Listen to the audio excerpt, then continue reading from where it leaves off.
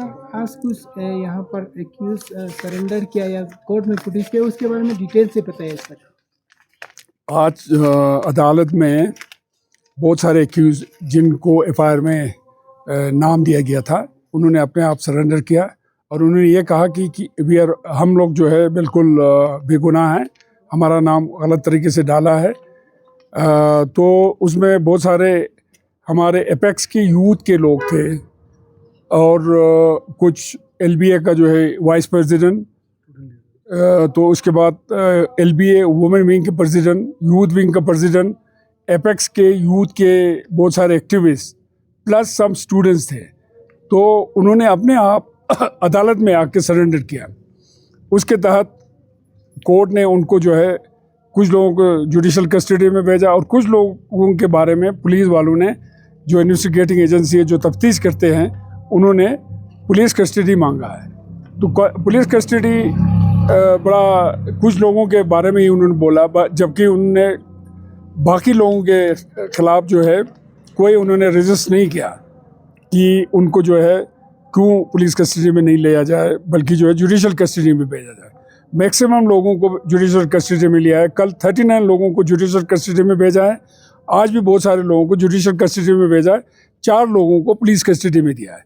लेकिन police custody के लिए हम लोगों ने बड़ा कॉन्टेस्ट किया, तो उन लोगों को कोई इंट्रोगेशन वगैरह जो भी कुछ होगा, तफ्तीश होगा, जिस किस्म का भी होगा, उसमें उनके अपने एडवोकेट को, काउंसिल को साथ रखने का हुक्म किया है। और उनको हर 6 घंटे में हमने रिक्वेस्ट किया कि इनको जो है मेडिकल चेकअप किया जाए। तो प्रोसिक्यूशन ने रिक्वेस्ट किया इन 6 घंटे को 8 घंटा किया जाए।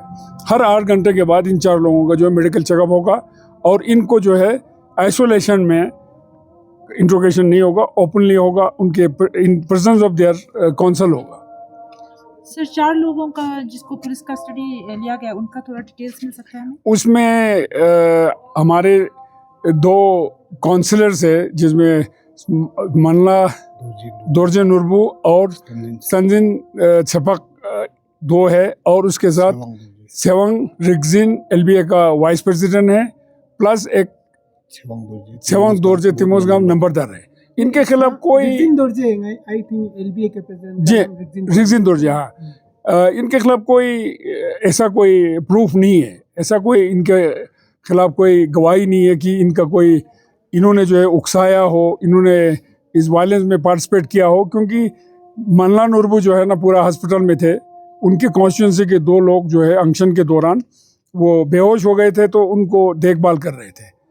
सेपाक जो अपर लेकर काउंसलर है, उसको उस बुनियाद पर वो किया कि किसी उसके हम शक्ल या उसके जैसा कोई आदमी लगा है जिसका पोनी ट्रेल था, उस बेसिस पर उसको सस्पेक्ट किया था। इसको जो है ना हर जगह से जो है ये छपक इसमें इन्वॉल्व है करके अभी सब ये साफ हो गया कि वो छपक नहीं था। और जिन लोगों ने चाहे मीडिया में चाहे कहीं भी छपक के बारे में बोला या किसी पर्टिकुलर पार्टी के बारे में उन्होंने वो किया है, उनके खिलाफ एफआईआर भी डाला है, हर जगह, लेह में भी डाला है, दिल्ली में डाला है, और बहुत सारी जगहों पे जो है एफआईआर हुआ है। तो ये लोग बेगुनाह हैं। और इसी तरह से एलबीए के प्रेसिडेंट, वाइस प्रेसिडेंट, ये मॉब को जब आगे बढ़ रहा था वो रोक रहे थे, वो तो इनको रोकने के उसमें था। तो उनके खिलाफ कोई ऐसा खातिर खा, कोई ऐसा प्रूफ नहीं है, कोई ऐसा गवाही देने वाला नहीं है, कोई ऐसा प्रूफ नहीं है जिससे कि वो इसमें इन्वॉल्व होता हो। सर, सेपाक का हम शकल को अरेस्ट किया क्या पुलिस ने? आप यहाँ पर कोर्ट में प्रोड्यूस किया? अभी तक नहीं किया, अभी तो बहुत सारे लोग आएंगे। अब इसमें पुलिस का भी अपने क्या प्रॉब्लम है वो हम इधर एक्सप्रेस नहीं कर सकता है, बल्कि वो कहते हैं आज 4 लोगों का वो पुलिस कस्टडी मांग रहा था, बाकी लोगों को उसको जुडिशल कस्टडी मांग रहा था। सर, हाँ, कौन से एक्ट के अंदर बुक किया है? इनको जो है बुक तो इसमें बहुत सारे ऑफेंसेस डाले हैं। इसमें ज़्यादातर सब लोगों के खिलाफ 192 BNS, 351 BNS, 109 BNS, ये इसके अलावा और कुछ ऑफेंसेस है। तो ये तो अभी बाद में चलेगा। अब अभी इस हिसाब से जो है इनका जो है कुछ ऑफेंसेस जो है बेलेबल है, कुछ ऑफेंसेस जो है ये नॉन बेलेबल भी है, लेकिन बेल अदालत कर सकता है जी। और ये भी कहा जा रहा है काफ़ी लोगों को छोड़ा भी है, तो ऐसी कुछ खबरें आ रही है, उसमें क्या कहेंगे? नहीं, अभी तक अदालत से कोई किसी को बेल पे नहीं छोड़ा। और जिसके खिलाफ कोई भी प्रूफ नहीं मिलता है, जो पुलिस के कस्टडी में बेगुनाह कुछ लोगों को तो उन्होंने छोड़ा है, लेकिन बहुत सारे बेगुनाह अभी भी कल के 39 लोगों में से ये बिहारी कुल्ली था, डोडा का कुल्ली था, नेपाली कुल्ली था, तो इस तरह से बहुत सारे ऐसे लोगों को, चलते फिरते लोगों को उन्होंने पकड़ के ले लिया। तो वो तो कल जब भी चालान आएंगे ये उनको एक एक चीज़ का एक्सप्लेन करना पड़ेगा, इनके इन्वॉल्वमेंट के बारे में, बाकी चीज़ों के बारे में। अभी जहाँ तक हम अभी देखते हैं इस वक्त तक ये जितने भी लोग पकड़े हैं ये सब बेगुनाह नजर आता है। सर बार एसोसिएशन ये केस फ्री में ला रहा है, तो सारे एक्यूज और एफआईआर एक ही है क्या सबके?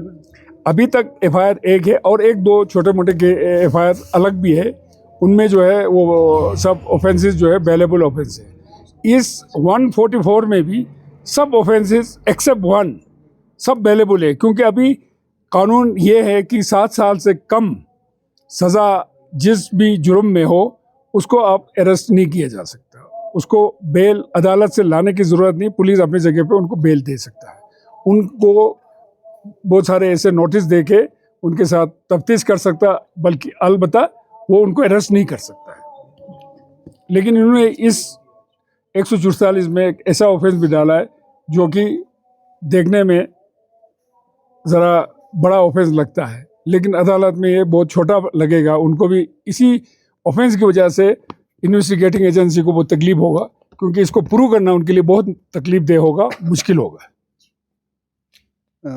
As my senior colleague or our bar president already spoken in detail about the legality in case, I want to add some very important thing. सबसे पहले तो इस आंदोलन को एक इंटरनेशनल कलर देने जा रहा है, and to be very specific, सबसे पहले तो मैं जो भी इस मुद्दे पे शहीद हुए उनको सब कंडोलेंस हमारे बार एसोसिएशन की तरफ से या मेरे तरफ से कन्वे करना चाहता हूँ। साथ ही साथ ये बोलना चाहूँगा कि the one who died, who was 46 year old, who was the only person having age of more than 40, जिनका नाम 13 है, 46, he is a ex-Indian army, and even his father is an ex-Indian army, and he fought for India in 1999 and he performed very well. And other than that, there has been many instances where we have fought for India in various wars. So that shows whether it is anti-national activities or national activity, right? Other than that, to be very specific about being surrendered by a person who are having allegation of today, most of them are either public representative, as my senior colleague has said, there is 2 councillor, one's Malna Dorje, councillor of Saspol constituency, one from Upper Lake constituency councillor, and LB vice president, and one Nambadar, and many other religious organization and youth representative. They are appealing before the people that they are surrendering voluntarily, irrespective of their allegation, whether they are involved in this or not, just to showing, just as a gesture of solidarity with the people who are already in custody, just to show solidarity with the people who have lost their life, so that they can be granted bail as early as possible.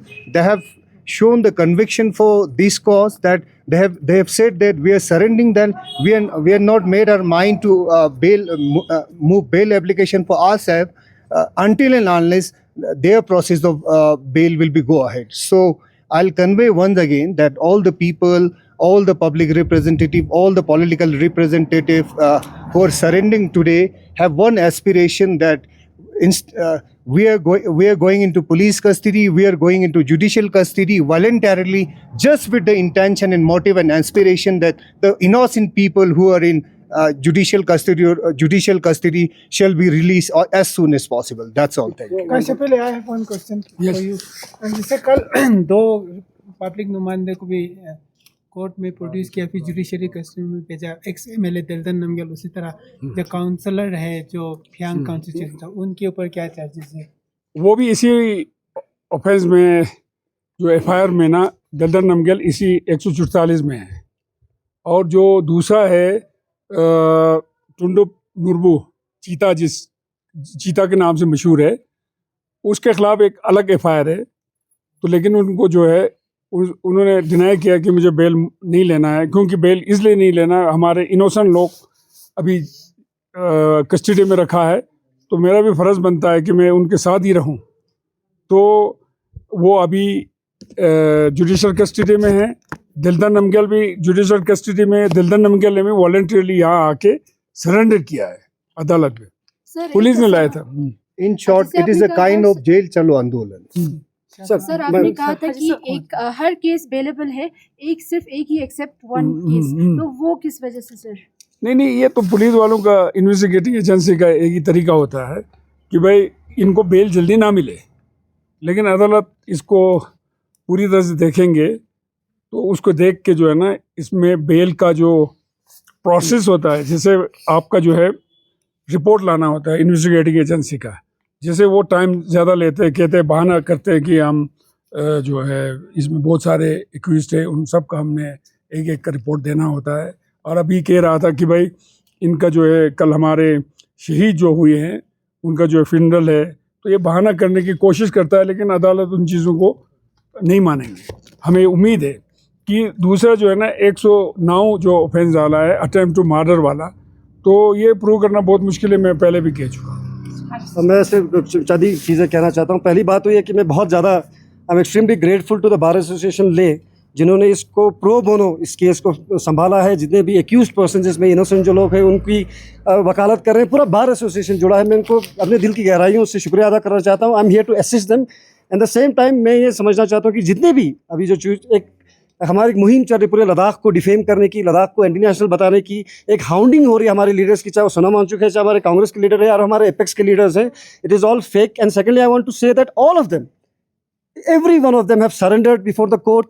Qasim Wangchuk को NSA लगा के ले गए हैं, उन सब ने surrender किया, इस बात को रखते हुए कि हम नहीं चाहते कि हमारे जितने लोग और जेल में हैं, इनोसेंट जो लोग हैं जेल में हैं, हम भी जेल जाना चाहते हैं। So it's a political message they are sending to the government of this day, who have till now have not been able to tell us as to who made the order to shoot our 4 people। जो गुजर गए, 4 लोग जो मर गए, उनको shoot करने का ऑर्डर किसने दिया है, शूट किसने किया है, हमें अभी तक इन्होंने नहीं बताया। इन्होंने हर तरह की मनगढ़ंत कहानियां बताई। अभी हमने एडीजीपी साहब का भी प्रेस कॉन्फ्रेंस देख रहा था, तो मैं हमसे इनसे मुतालबा है, हमारी रिक्वेस्ट है कि इसमें एक, हमने जिस तरह से कहा था एपेक्स बॉडी ने कि इसमें एक जुडिशियल इंडिपेंडेंट इंक्वायरी होनी चाहिए थी। जो भी पर्सन, जो जिस शख्स ने हमारे लोगों पर गोली चलाई इनडिस्क्रिमिनेटली, डिसप्रोपोर्शनेटली और इलीगली, उस पर कार्रवाई होनी चाहिए। और पॉलिटिकल मैसेज है। और हम ये भी कहना चाहते हैं, मैं as a legal person to the apex body, I want to say that जितने भी लोगों को इस तरह से हाउंड किया जा रहा है वो लोग बंद करें, हमारे लोगों को यहाँ पे पीस बनाए रखने में मदद करें। तो शुक्रिया। एक पॉइंट ये देखिए, हमारा अगर डिमांड की बात करेंगे, हम चाहते हैं जो भी इन्वेस्टिगेशन हो ये मजिस्ट्रेट के सुपरविजन में होना चाहिए। एक तो ये बहुत ज़रूरी है। दूसरा जो है, शूट जो हुआ है इनडिस्क्रिमिनेट, ये साबित होता है जिस तरीके से सर में गोली लगी है, छाती में लगी है।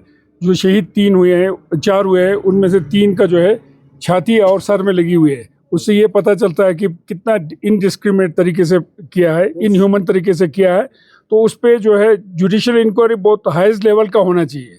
और जिन लोगों को जिस तरीके से इस ब्रूटल वे में गोली मार के ख़त्म किया है, कोल्ड ब्लडेड मर्डर है ये, तो ये इस पे पूरी तरह से इन्वेस्टिगेशन होना चाहिए।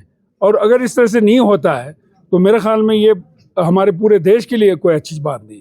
जिस तरह से आज हमारे एक एक्टिविस्ट, इन्वायरमेंटलिस्ट, एजुकेशनिस्ट, जिसने पूरे हिंदुस्तान का नाम ऊंचा किया, जिनको मैग्सेसे अवार्ड मिला, रोलेक्स अवार्ड मिला, पता नहीं कितने यूनिवर्सिटी ने उनको डॉक्टरेट डिग्री दिया है, ये सब हमारे हिंदुस्तान के लिए, हमारे भारत के लिए बहुत बड़ा वो है कि फ़ख्र की बात है।